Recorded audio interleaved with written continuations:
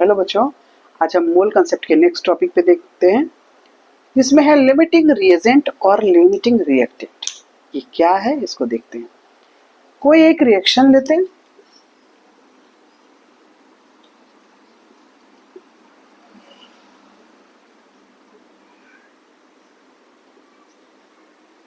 ऐसा कोई एक रिएक्शन है जिसमें A mole of A B mole of B से रिएक्ट करता है, C mole of C form होता है and D mole of D, दो प्रोडक्ट फॉर्म होते हैं।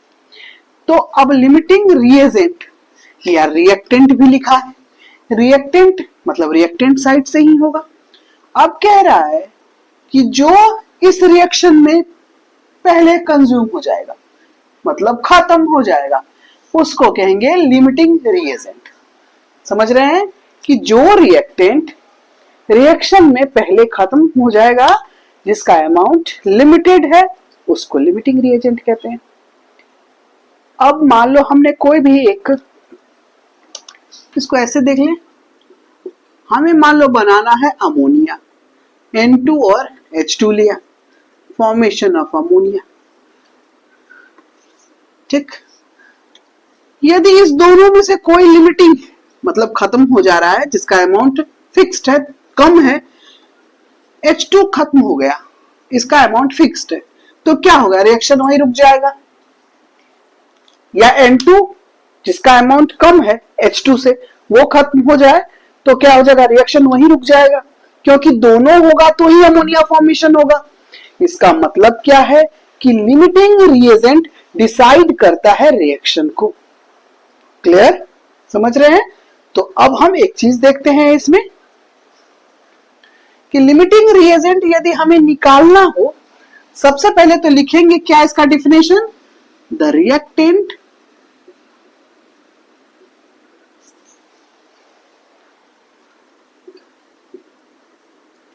which is completely consumed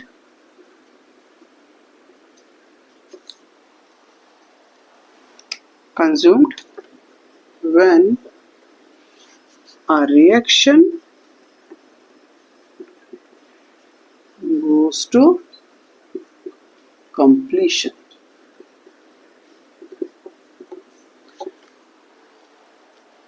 कहने का मतलब क्या है कि एक रिएक्शन के कंप्लीट होने से पहले जो रिएक्शन, जो चीज कंज्यूम हो जाए, उसको लिमिटिंग रिएजेंट कहते हैं।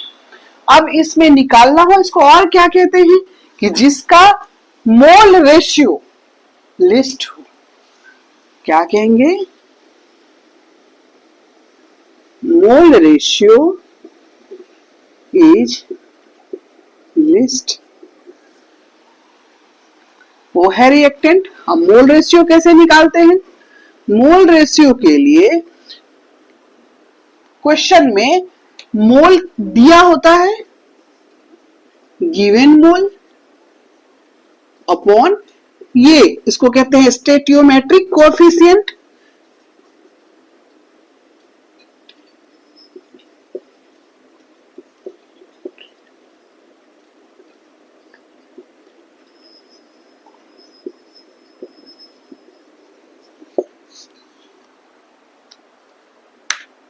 ओके, किसका, रिएक्टेंट का।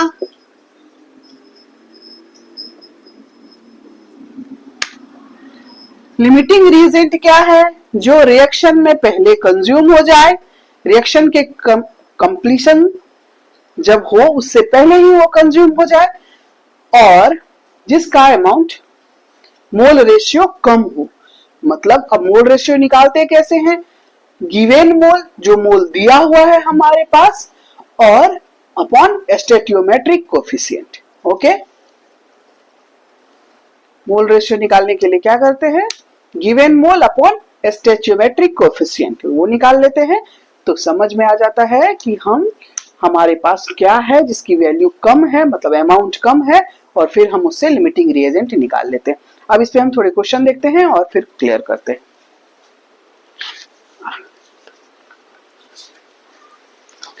एक क्वेश्चन दिया हुआ है बच्चे,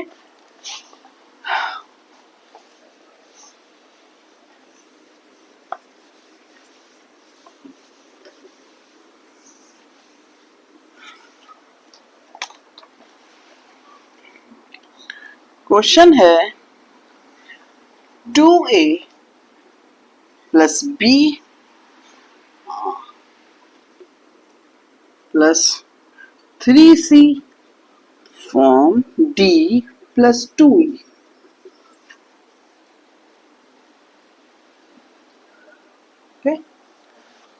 अब टाइम 0 पर इसका 5 मोल A का, 6 मोल B, 6 मोल C एंड 0 मोल ये दिया हुआ।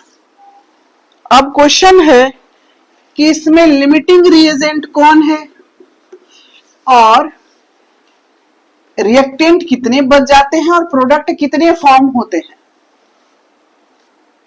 लिखेंगे D एंड E की वैल्यू क्या है। What is the value of D and E product. इसके लिए क्या करेंगे, सबसे पहले क्वेश्चन जो दिया है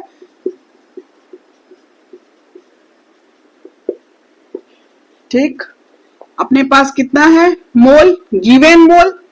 मोल रेशियो निकालने के लिए क्या चाहिए, given mole upon stoichiometric coefficient 2, B के लिए 6 अपॉन 1 और सी के लिए 6 अपॉन 3 कितने हो गए 2.5, 6 ये हो गया 2।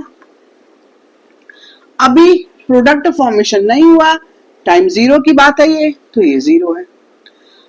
अब इसमें से हम देखते हैं सबसे किसकी कम वैल्यू है, C की। तो इसका मतलब क्या है, C is limiting reagent. Okay, जिसका मोल रेशियो कम हो वो लिमिटिंग है। अब लिमिटिंग से रिएक्शन पता चलेगा, क्योंकि जो खत्म हो जाएगा तो रिएक्शन तो उसके हिसाब से ही चलेगा ना कि वो कितनी देर तक रिएक्शन कर पाएगा। समझ रहे हैं। तो अब क्या कहेंगे हम, अब हम C से रिएक्शन चालू करेंगे। तो C का 3 मोल C है तो 2 मोल बना रहा है। 3 मोल C react with 2 mole A। मुझे देखना है कि कितना A बच गया, B बच गया है और C कितने लेफ्ट हैं और कितना रिएक्शन प्रोडक्ट प्रोड्यूस्ड हो रहा है, फॉर्म हो रहा है। तो क्या है 3 मोल C कितना बना रहा है, 2 मोल A से रिएक्ट कर रहा है। तो अब हमारे पास कितना आ गया है 2। अब C क्या है, लिमिटिंग रिएजेंट है। तो C का कितना मोल है, हमारे पास C का 6 मोल है। तो 3 मोल C 2 मोल A से रिएक्ट करता है। 3 मोल C react with 2 mole A। तो 6 मोल कितने से करेगा, 2/3 इंटू 6, 4 मोल से। अब A का अमाउंट कितना दिया हुआ है, 5 मोल दिया हुआ है। तो 4 मोल रिएक्ट हो जा रहा है, तो बच कितना गया, A का कितना अमाउंट बच गया, A का 5 माइनस 4, 1 मोल। अब आ जाते हैं B, 3 मोल C 1 मोल B से रिएक्ट कर रहा है। तो 6 मोल कितने से करेगा, 2 मोल से। तो इसका कितना हो जाएगा, 6 मोल दिया हुआ है जिसमें 2 मोल से रिएक्ट करता है और बाकी बच कितने गए, 4 मोल।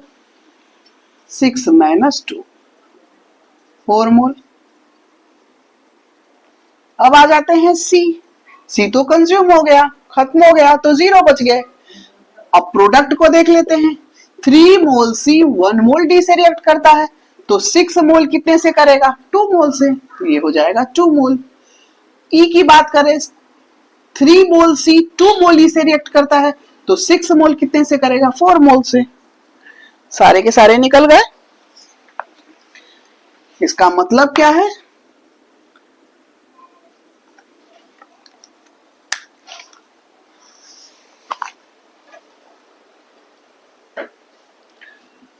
हमें क्या करना था, 2AB प्लस 3C जिसमें A का 5 मोल दिया हुआ है बी का 1 मोल दिया है और सी का 6 मोल दिया है, इसका मोल रेशियो निकाल लिया। मोल रेशियो के लिए क्या करते हैं, given mole upon stoichiometric coefficient. अब क्या कहते हैं, ये निकाल लिया। इसके बाद इसका जो लिस्ट वैल्यू होगा वो लिमिटिंग हो जाएगा। लिस्ट सबसे छोटा किसका आया है, 2 का। इसके बाद क्या क्या, अब उसके हिसाब से रिएक्शन चलेगा।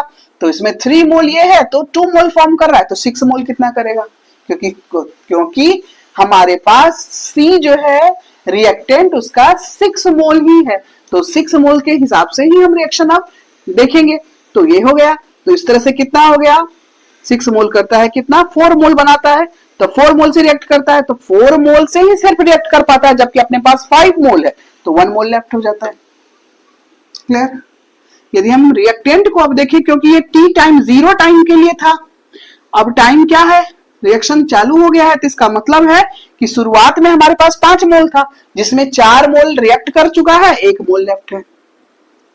रिएक्शन कंप्लीशन के टाइम पर बी में क्या हो गया, 6 मोल है, जिसमें सी का 3 मोल बी के 1 मोल से रिएक्ट करता है, तो 6 मोल कितने से रिएक्ट करेगा, 4 मोल से, 2 मोल, तो 2 मोल तो कितना हो जाएगा, 4 मोल लेफ्ट हो जाएगा। क्लियर। उसी तरह से डी का और ई का निकाल लिया। ओके बच्चों, थैंक यू।